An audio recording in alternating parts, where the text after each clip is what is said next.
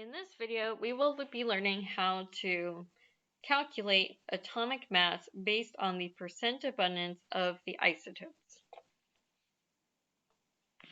So when we look at our periodic table, we generally have periodic tables that list the atomic number way up at the top because our going left to right, the atomic number increases. And it's kind of like reading a book. So that atomic number is very useful for finding our elements quickly. So we need to see that. Underneath we have the element symbol, and then we have its name somewhere, and atomic mass.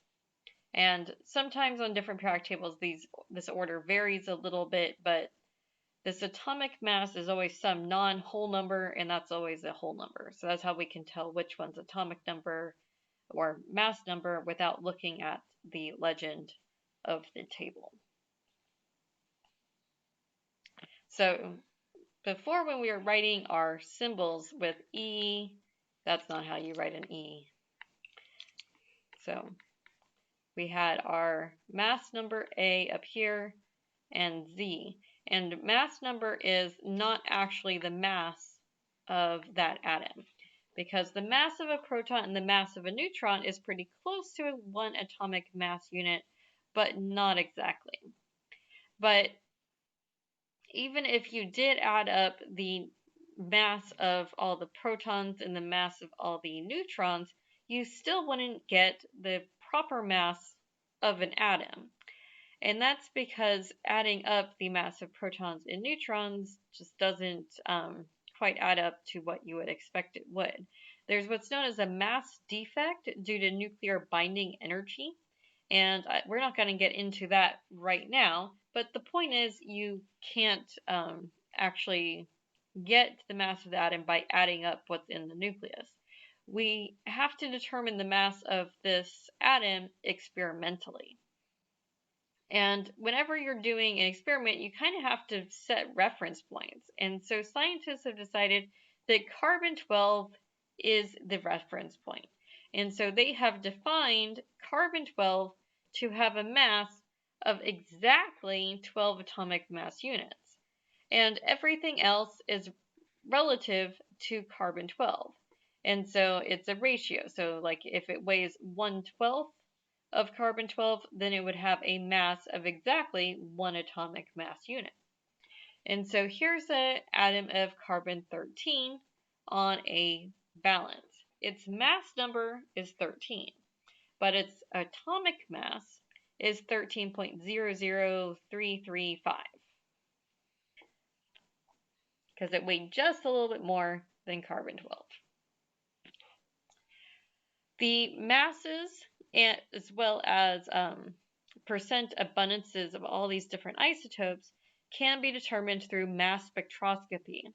Mass spectroscopy takes a sample and vaporizes it. That means turns it into a gas, shoots a beam of electrons at it, which ionize the electrons, and so that ionizes the atoms, which makes it turn into ions, which we learned about, which are charged.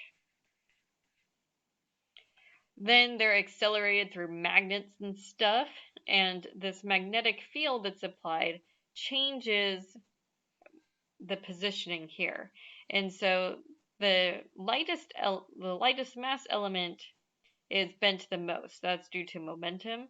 And so it's able to separate all these different isotopes based on the mass of the different isotopes. And then there's a detector here that detects when these ions hit the detector and how strongly the intensity of that beam is. And the intensity is relative to the percent abundance of each different isotope.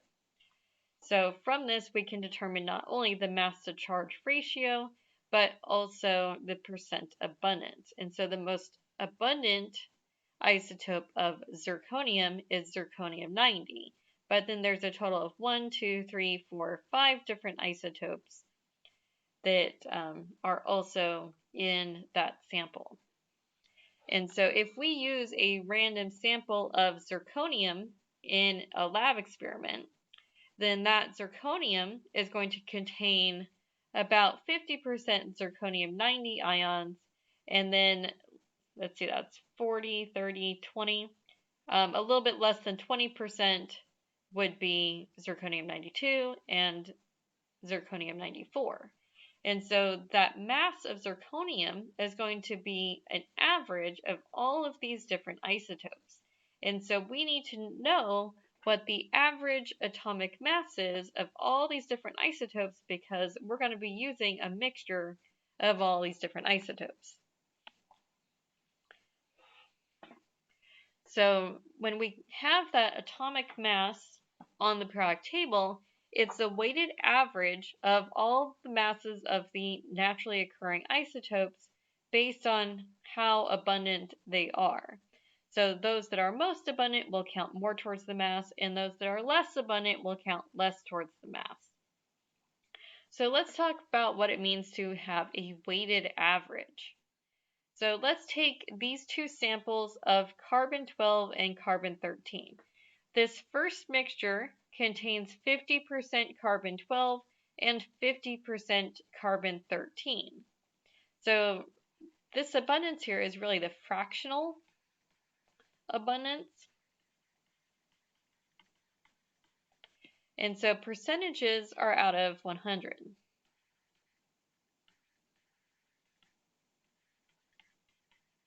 So percents are out of 100. So if we change this 50% back into a fraction or decimal, then that corresponds to 0.50. We would just divide by 100. And so move that decimal point over twice. And so that's its fractional abundance. And so its atomic mass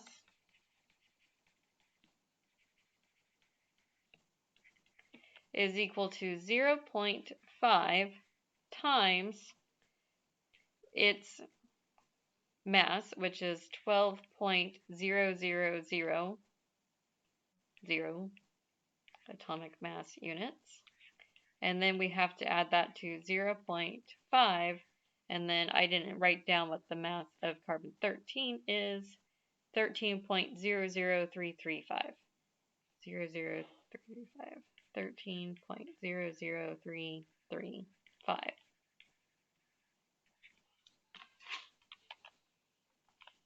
So if we type that into our calculator, we can type in 0.5 times 12.000 plus 0.5 times 13.00335.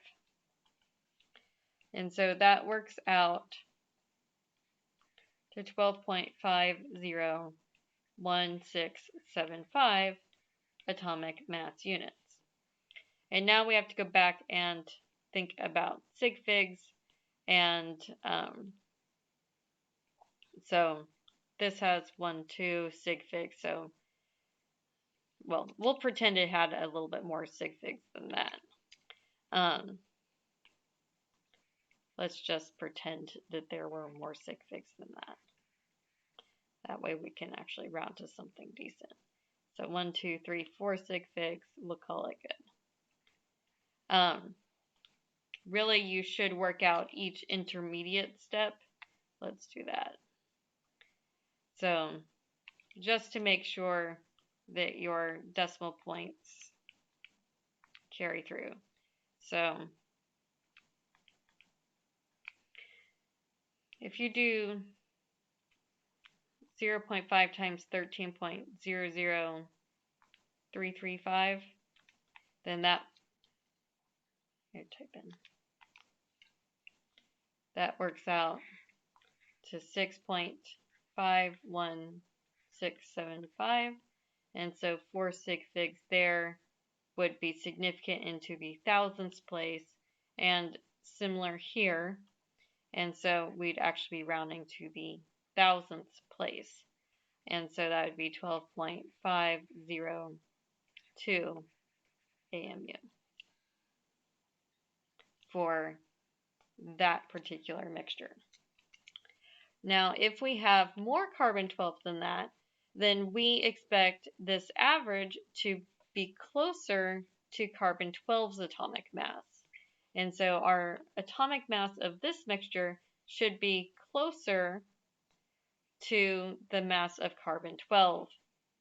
So our answer should be less than 12.5. So our atomic mass of this mixture would be equal to 0.75 the mass times mass of carbon-12. And then we will add on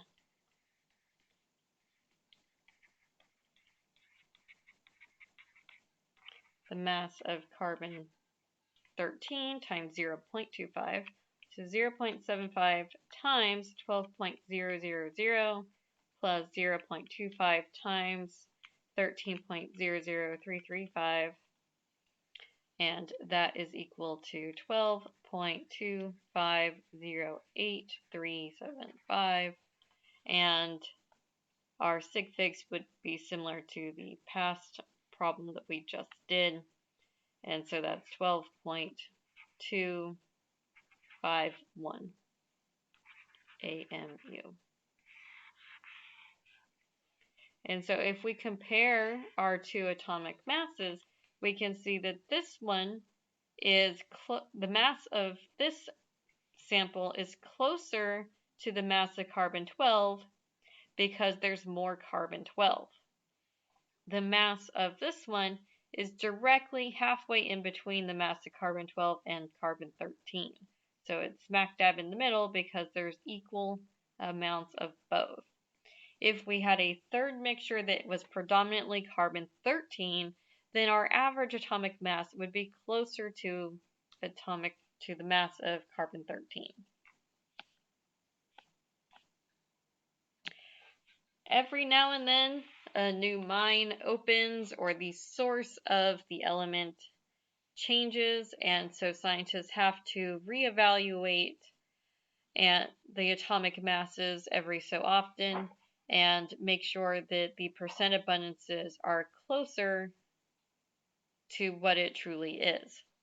And so ytterbium actually has had its atomic weight updated, its atomic mass updated in 2015.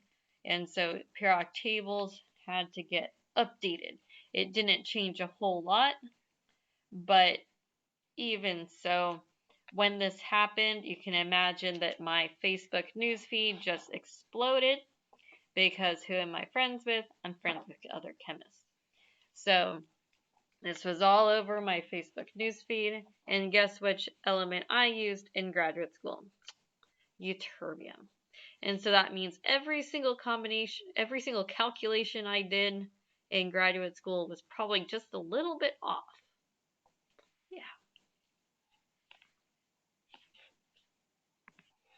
So let's do a example problem before we set you loose to do a practice problem. So if copper is 69.17% copper 63 with a mass of that, and the rest is copper 65 with a mass of that, what is copper's average atomic mass? So I always recommend organizing your information. So have your isotope, you can make a table with your isotope, abundance, and your mass. And you can do the mass and abundance in either order. But then you can go through and you can add in the masses of each right in your isotope and set this up. I'm going to go ahead and convert this into a decimal by dividing by 100. And so that's 0.6917%. Now it doesn't give me the percentage of copper 65, but it says the rest is copper 65. And so I know percentages have to add up to 100 because percentages always add up to 100. And so I can subtract out to find my remainder. And so 100 minus 69.17 is 30.83%. And so if I was going to convert that back into a decimal, then that would be 0.3083. I'm going to delete that percent sign. I shouldn't have written that. So fractional abundances should add up to 1.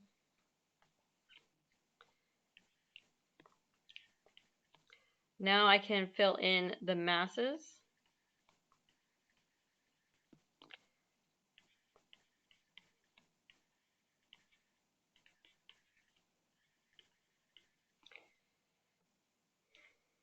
And so I'm going to go ahead and write a multiplication sign in there and multiply across, and then I'll know what I have to add together. And so 0.6917 times 62.9396 is 43.53532, blah, blah, blah. AMU, always got to write the units. That had four sig figs, so I'm going to underline 4 sig figs here to remind myself that that had 4 sig figs. Now I'm going to do the same for the bottom row.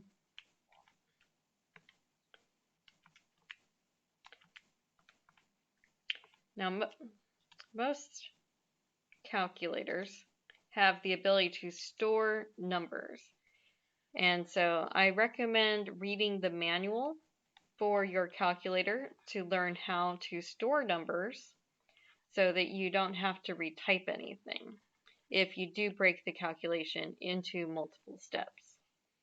So I can go back and I can grab my previous 2 calculator outputs and add them together. And that way I don't have to worry about any rounding errors that would happen from mistyping anything or truncating the number before it was time, because we only round the final answer. And so both of these are significant to the hundredths place.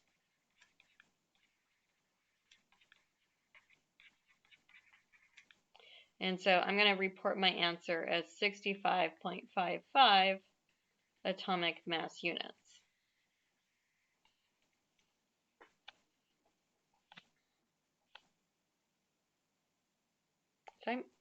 Man, I just wrote that wrong.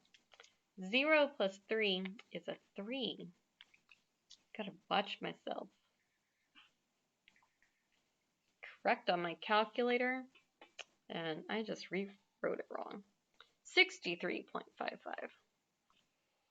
All right, here's a practice problem for you. So go ahead and pause the video and make sure that you set this up, and when you're ready to double check your work, go ahead and unpause the video.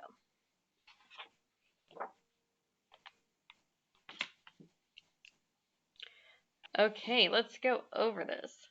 So it says a sample of magnesium has 78% of this isotope.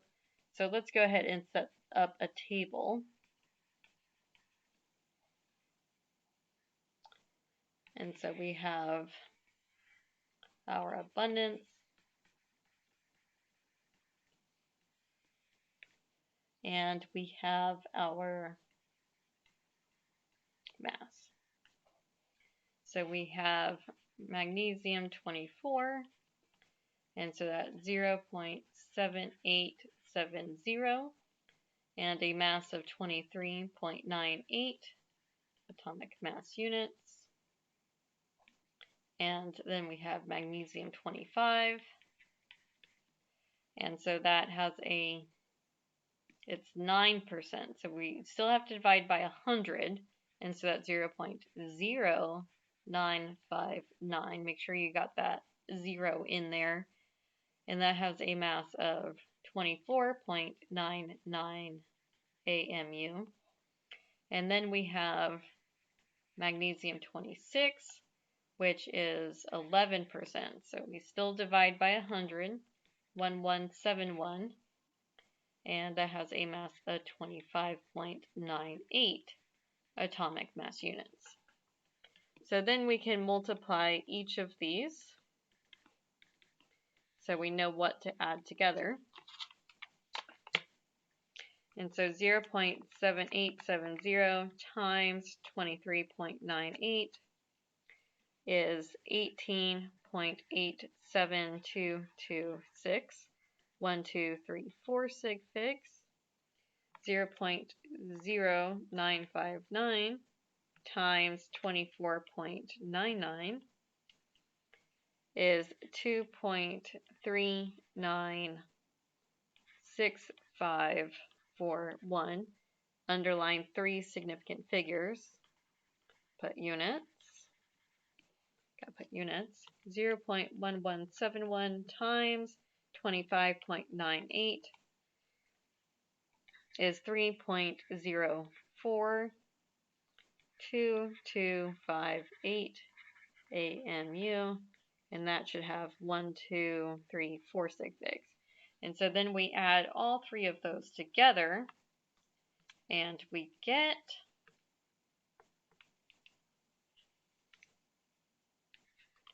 24.311059 AMU. And so that was significant to the hundredths place, hundredths, and then that's the thousandths. And so we're going to have to round to the hundredths place.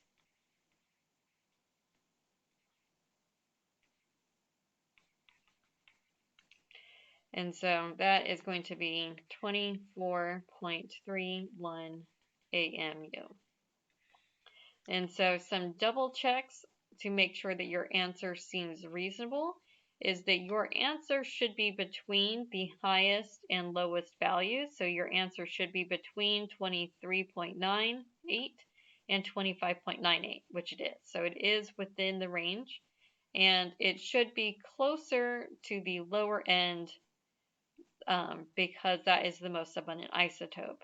And so we did have a bit of this higher isotope, so that's why it looks like it's pretty close to this middle value, but it is lower than the middle value because there is so much of this really light isotope. Okay, here's another example problem.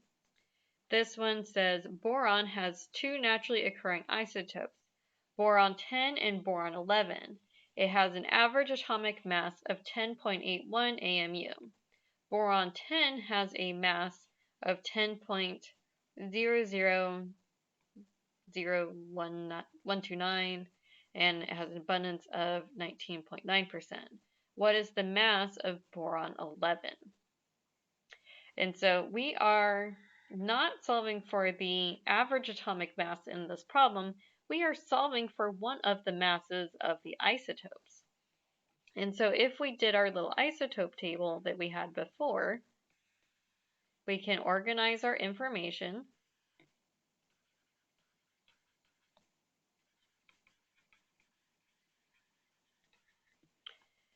And so we have boron 10 and boron 11. We are asked to find the mass of boron 11. So that's like our x. So if we were in algebra, that's our x. That's what we're solving for. And then it says, let's see, we have the mass of boron 10. That's 10.0129 AMU. And it has an abundance of 19.9%. And so that would be 0.199. So we are also not given this abundance. I can solve for this abundance though by doing 1 minus this. And so the abundance, you could do minus 19.9%. And so that's 100 minus 19.9.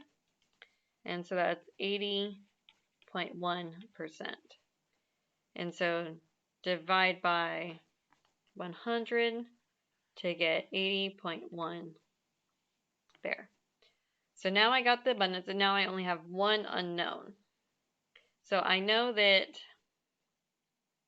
I'm going to write this in more of a formula, but I know that my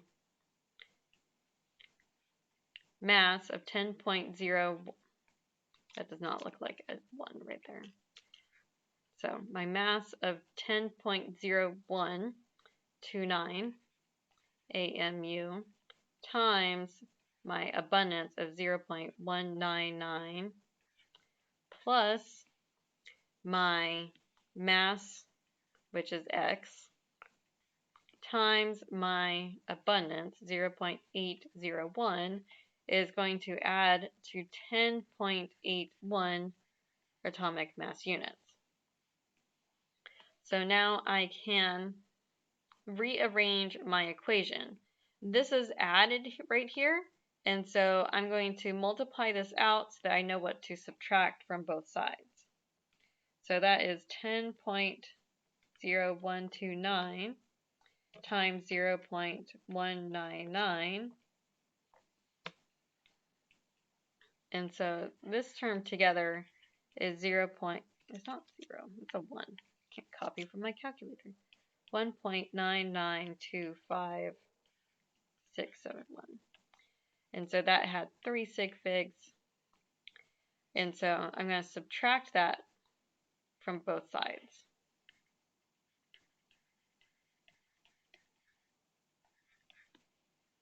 And so now I end up with X times 0.801 is equal to 10.81 minus 1.99.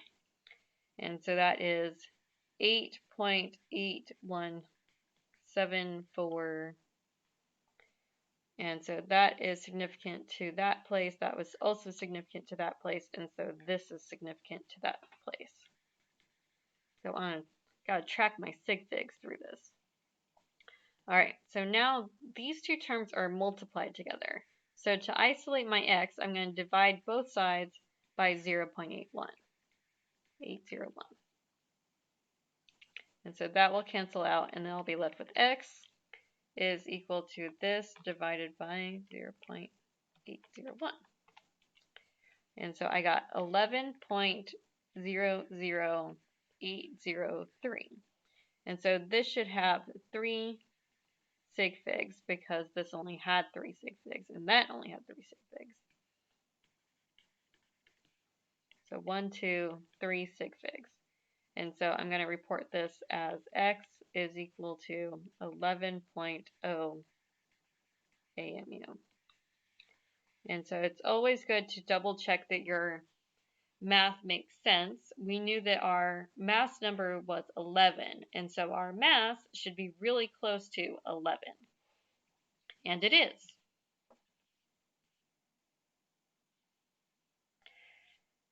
Okay, here's a practice problem for you.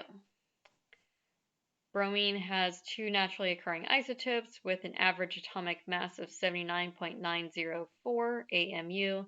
The mass of 79 bromine is 78.9183 AMU. The natural abundance of bromine 81 is 49.33. What is the mass of bromine 81? Go ahead and pause the video to work this out and play the video when you are ready to continue.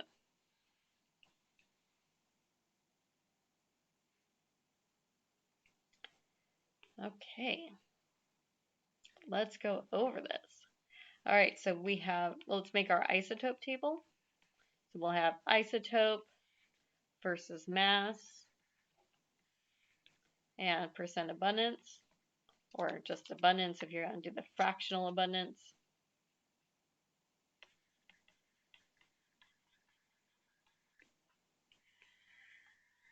And so we have our bromine 79 and we have our bromine 81.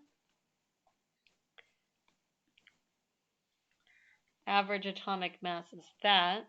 the mass of bromine 79 is this, so that's 78.9183 AMU, and a natural abundance of bromine 81, which is this one, is 49.33%.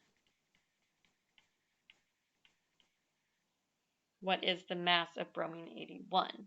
So that's our X that we're solving for. So the first thing we'll do is solve for our percent abundance of bromine 79, which would be 100 minus 49.33. And so that would be 100 minus 49.33, which is 50.67%. So I know that my mass of bromine 79, which is 79.83 AMU, times its fractional abundance. I got to divide that by 100 to turn that into a fraction. And I have to add that to X times 0.4933.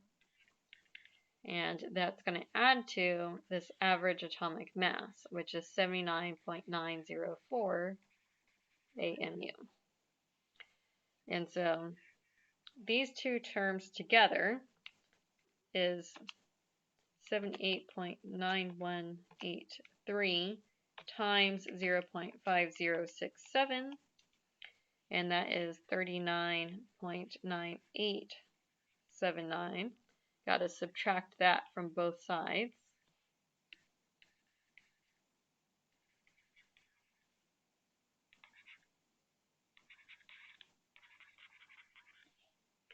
So X times 0.4933 0.904 minus 39 blah.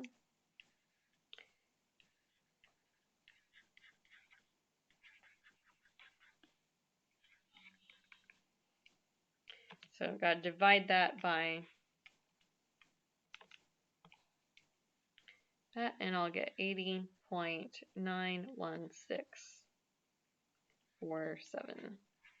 AMU. I was not tracking my sig figs through this calculation, so now I got to go back and do that. That's 1, 2, 3, 4 sig figs. So that's 1, 2, 3, 4 sig figs. So when I subtract, this would be significant to the hundredths place. So that's significant to the hundredths place. So I got to round that 6 and turn that into 39.92 AMU. Oh, I wasn't done with the problem yet. Don't round yet. That has 1, 2, 3, 4 sig figs. That has 1, 2, 3, 4 sig figs, 4 sig figs. And so X is equal to 80.92 AMU.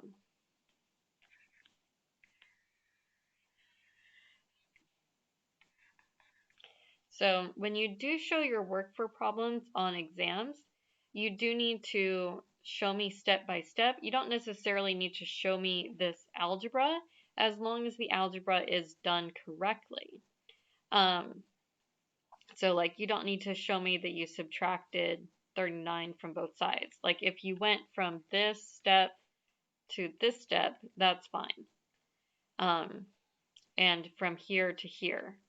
As long as there's a logical progression of thought that shows me that you kind of know the process, that's what I'm looking for. I want to see the process.